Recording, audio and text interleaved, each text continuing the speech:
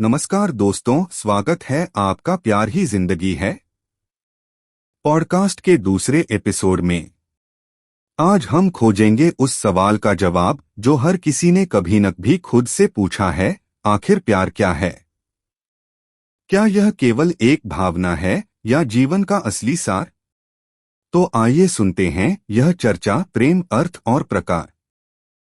नमस्कार। आज हम एक बहुत ही गहरे और शायद सबसे ज्यादा मानवीय विषय पर बात कर रहे हैं, प्रेम। हाँ, प्रेम हमेशा की तरह दिलचस्प और हमेशा ही जटिल। बिल्कुल। हमारे पास प्रेम, अर्थ और प्रकार शीर्षक वाले एक लेख के कुछ अंश हैं और आज की हमारी चर्चा इन्हीं पर आधारित होगी। देखते हैं ये स्रोत प्रेम की इस जानी पहचानी फिर भी मुश्किल पहेली को कैसे देखता है। क्या ये सिर्फ एक एहसास है या कुछ और भी? चलिए इस स्रोत के विचारों की गहराई में उतरते हैं। तो लेख की शुरुआत होती है प्रेम को परिभाषित करने की कोशिश से। कहता है कि प्रेम मूल रूप से स्नेह, देखभाल और चिंता की एक गहरी भावना है। लेकिन बात यहीं खत्म नहीं होती। नहीं, बिल्कुल नहीं। इसमें गर्माहट, कोमलता और जिसे हम प्रेम करते हैं उसकी करीब रहने, उसकी रक्षा करने की एक तीव्र इच्छा भी शामिल है। हाँ। और स्रोत शुरू में ही साफ कर देता है कि ये कोई एक अकेली चीज नहीं है। हाँ। ये रोमांटिक हो सकता है, पारिवारिक हो सकता है, दोस्तों के बीच का हो सकता है। हाँ, या फिर पूरी मानवता के लिए भी दायरा काफी बड़ा रखा है इन्होंने। बिल्कुल, ये दायरा ही अपने आप में सोचने लायक है। हाँ, और दिलचस्प बात यह है, जैसा आपने कहा कि स्रोत इसे महज एक भावना कहकर नहीं छोड़ देता। ये इसे एक शक्तिशाली प्रेरक शक्ति के रूप में देखता है। प्रेरक शक्ति? हाँ। कैसे? स्रोत के अनुसार प्रेम में हमें बदलने की, हमें बेहतर इंसान बनाने की क्षमता है।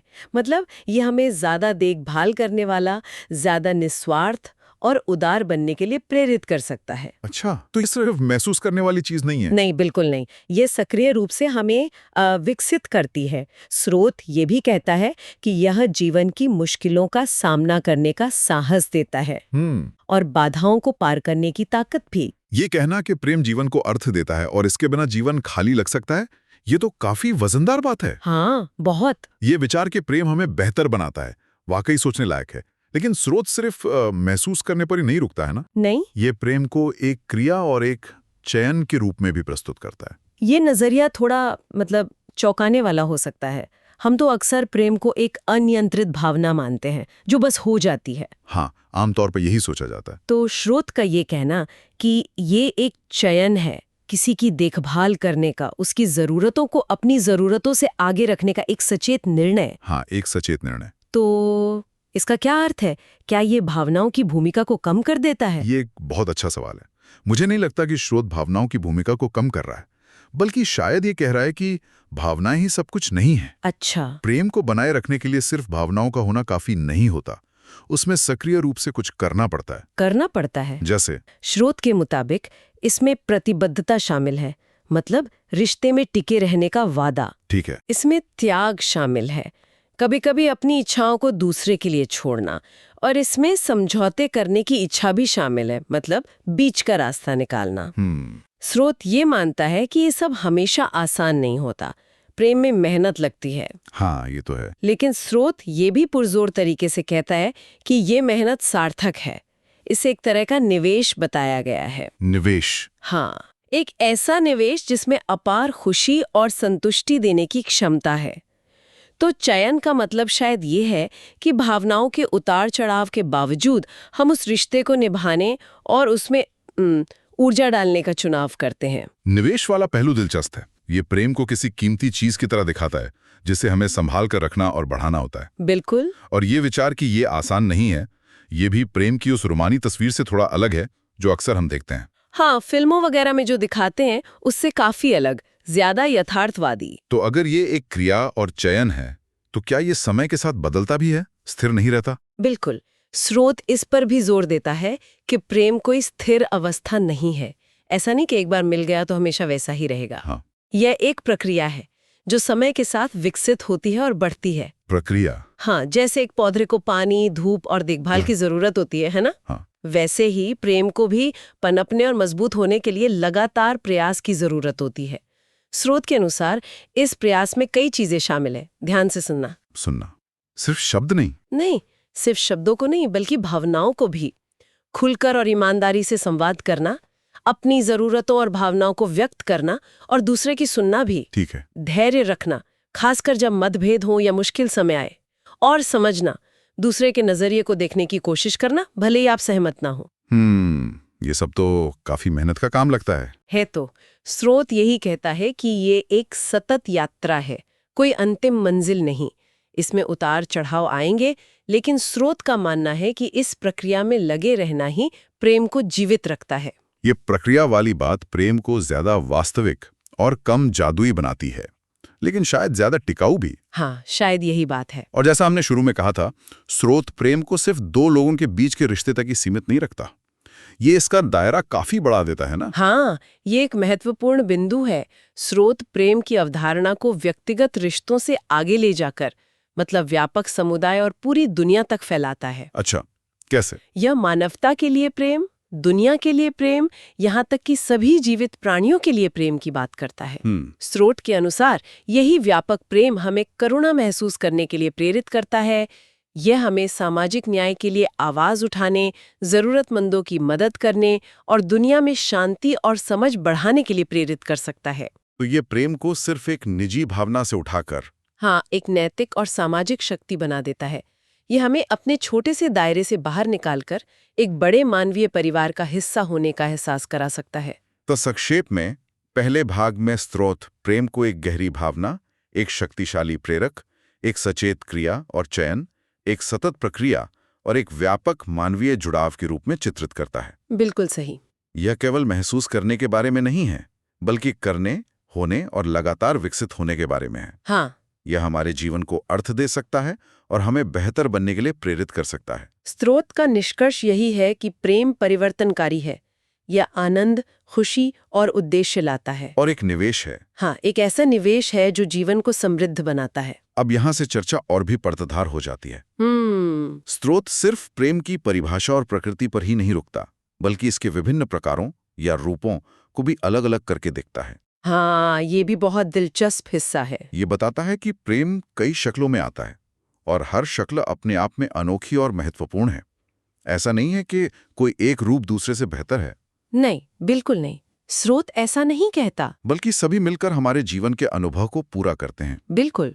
स्रोत मुख्य रूप से 5 प्रकारों का विस्तार से वर्णन करता है और ये प्रेम के अलग अलग आयामों को उजागर करते हैं। अच्छा। इन्हें समझना शायद हमें अपने जीवन के विभिन्न रिश्तों को बेहतर ढंग से सराहने में मदद कर सकता है। ठीक है, तो पहला प्रकार कौन सा है? पहला प्रकार, जिससे शायद हम सबसे ज्यादा परिचित हैं, वो है रोमांटिक प्रेम। हाँ, ये तो सुना ही है। स्रोत इसे 2 व्यक्तियों के बीच स्नेह की तीव्र भावनाओं और गहरे भावनात्मक जुड़ाव के रूप में परिभाषित करता है। इसमें अक्सर शारीरिक आकर्षण और दूसरे व्यक्ति के साथ रहने की प्रबल इच्छा शामिल होती है।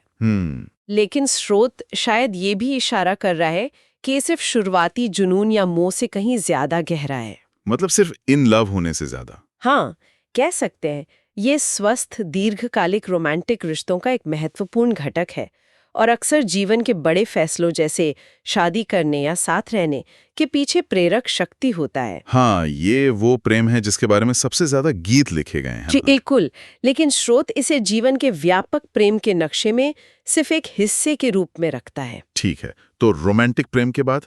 इसके बाद स्रोत पारिवारिक प्रेम की बात करता है। पारिवारिक प्रेम मतलब माता पिता बच्चे? हाँ, परिवार के सदस्यों, माता पिता, बच्चे, भाई बहन, दादा दादी और अन्य रिश्तेदारों के बीच का प्यार। स्रोत इसे गहरी, स्थायी निष्ठा, प्रतिबद्धता और खास तौर पर बिना शर्त समर्थन वाला बताता है। बिना शर्त समर्थन, ये पहलू कितना महत्वपूर्ण है? क्या यही इसे दूसरे प्रकार के प्रेम से अलग करता है? ये एक बहुत ही प्रासंगिक सवाल है।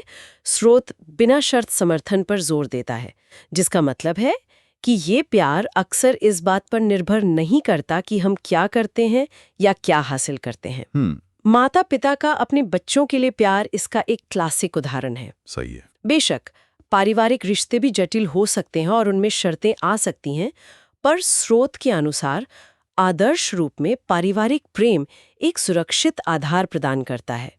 ये अक्सर किसी व्यक्ति के भावनात्मक और सामाजिक समर्थन नेटवर्क की नींव होता है। एक तरह का सेफ्टी नेट। हाँ, बिल्कुल। यही वो प्यार है जो हमें आराम, सुरक्षा और अपनेपन की भावना देता है। मुश्किल समय में अक्सर यही प्यार होता है जो हमें संभालता है और हमें ये एहसास दिलाता है कि हम अकेले नहीं हैं। हाँ, ये बात तो है। ये हमारे जीवन की शुरुआती और सबसे स्थायी रिश्तों में से एक हो सकता है। बिल्कुल। ये सुरक्षा और अपनेपन की भावना वाकई अनमोल है। तीसरा प्रकार जो स्रोत बताता है वो है प्लेटोनिक प्रेम। हाँ, दोस्ती वाला प्यार। दोस्ती पर आधारित प्रेम, जिसमें रोमांस का पहलू नहीं होता। सही। स्रोत कहता है कि इसमें भी स्नेह, देखभाल और चिंता की गहरी भावनाएं होती हैं, लेकिन शारीरिक या रोमांटिक आकर्षण नहीं होता। कभी-कभी लोग दोस्ती को रोमांटिक प्रेम से कमतर आंकते हैं। क्या स्रोत प्लेटोनिक प्रेम के महत्व पर जोर देता है? हाँ, बिल्कुल। स्रोत का मानना है कि प्लेटोनिक प्रेम रोमांटिक प्रेम जितना ही मजबूत, सार्थक और जीवन के लिए जरूरी हो सकता है। अच्छा। ये कई करीबी और लंबे समय तक चलने वाली दोस्ती का आधार है। ये वो दोस्त होते हैं जिन पर हम भरोसा कर सकते हैं, जिनके साथ हम अपनी खुशियां और दुख बांट सकते हैं। हाँ, बिना किसी जजमेंट के। बिल्कुल।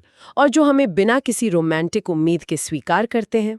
स्रोत के अनुसार ये दोस्ती हमारे जीवन में स्थिरता, खुशी और एक अलग तरह का भावनात्मक सहारा प्रदान करती है।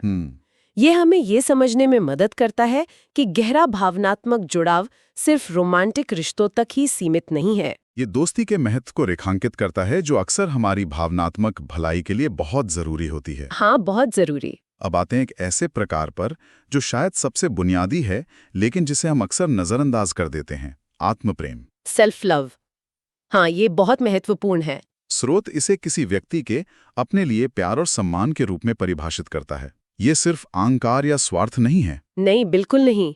ये आत्मसम्मान, आत्ममूल्य और आत्मविश्वास की नींव है। स्रोत इसके क्या फायदे बताता है? स्रोत के अनुसार आत्म प्रेम के कई सकारात्मक परिणाम होते हैं। जब किसी व्यक्ति में आत्म प्रेम की स्वस्थ भावना होती है, तो वो अपना बेहतर ख्याल रखने की अधिक संभावना रखता है। हाँ। शारीरिक और भावनात्मक दोनों तरह से। अच्छा। वो स्वस्थ सीमाएं निर्धारित करने में सक्षम होता है।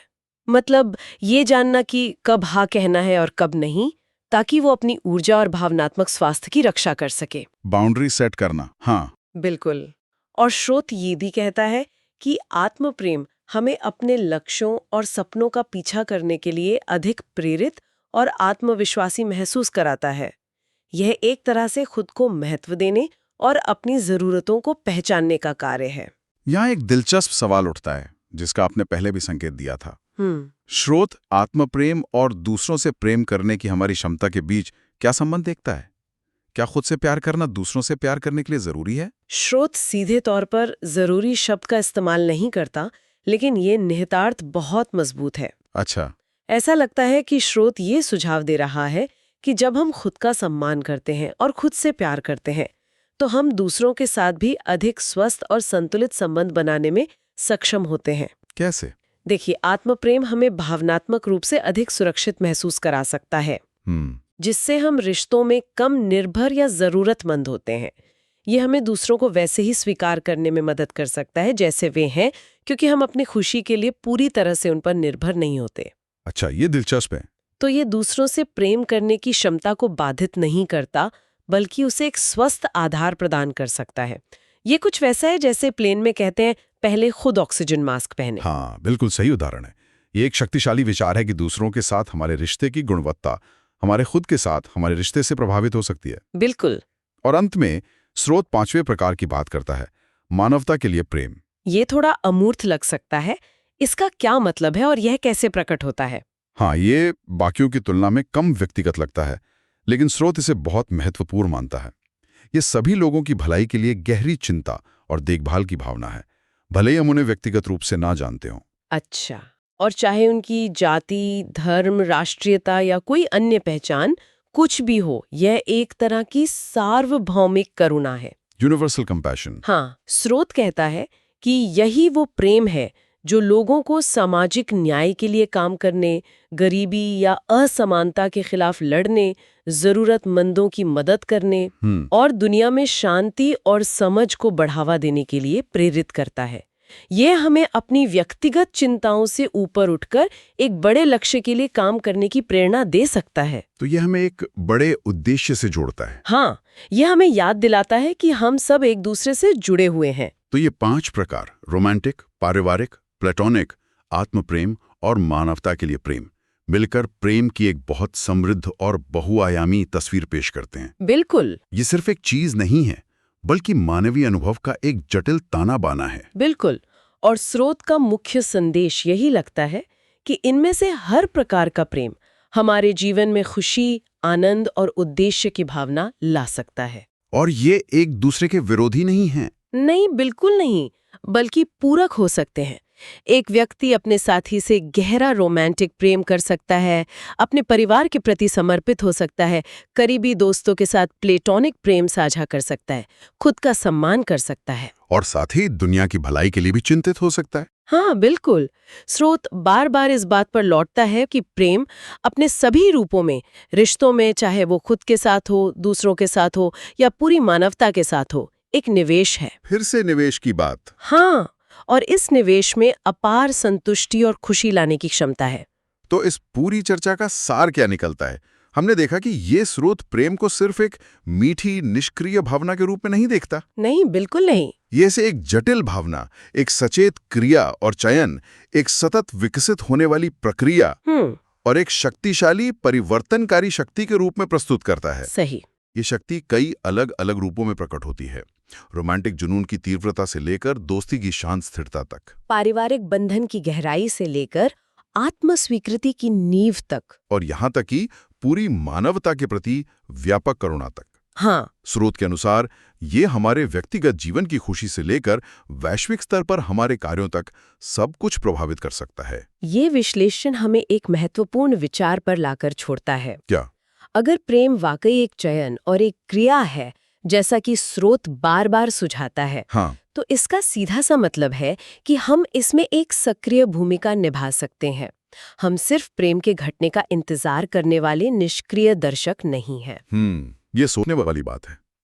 तो सवाल ये उठता है, और ये शायद श्रोताओं के लिए भी सोचने वाली बात है, कोई व्यक्ति सचेत रूप से अपने जीवन में और अपने आसपास की दुनिया में अधिक प्रेम कैसे विकसित कर सकता है? अच्छा प्रश्न है। स्रोत के तर्कों के आधार पर ये शायद सिर्फ प्रेम महसूस करने या पाने के बारे में नहीं है, बल्कि सक्रिय रूप से इसे पोषित करने, इसे व्यक्त करने और इसे अपने दैनिक कार्यों और निर्णयों में शामिल करने के बारे में है। तो ये दिल के साथ साथ दिमाग और हाथों का काम भी है। हाँ, बिल्कुल। ये हमें सोचने पर मजबूर करता है। अगर प्रेम एक मांसपेशी की तरह है जिसे विकसित किया जा सकता है, जिसे मजबूत किया जा सकता है, तो हम इसे रोजमर्रा की जिंदगी में कैसे मजबूत कर सकते हैं? इसे कैसे जी सकते हैं? वाकई सोचने के लिए गहरा बिंदु। ये प्रेम को एक निष्क्रिय अनुभव से एक सक्रिय अभ्यास में बदल देता है। इस स्रोत के विचारों पर इस विस्तृत और विचारोत्तेजक चर्चा के लिए धन्यवाद। धन्यवाद। तो दोस्तों, आज हमने जाना कि प्यार को एक परिभाषा में बांधना आसान नहीं। यह हमारे रिश्तों, हमारी सोच और हमारी आत्मा का सबसे खूबसूरत हिस्सा है। अगले एपिसोड में हम बात करेंगे रोमांटिक प्यार का विज्ञान और दर्शन पर। तब तक अपने जीवन में प्यार को जीते रहिए, क्योंकि सच यही है, प्यार ही जिंदगी है।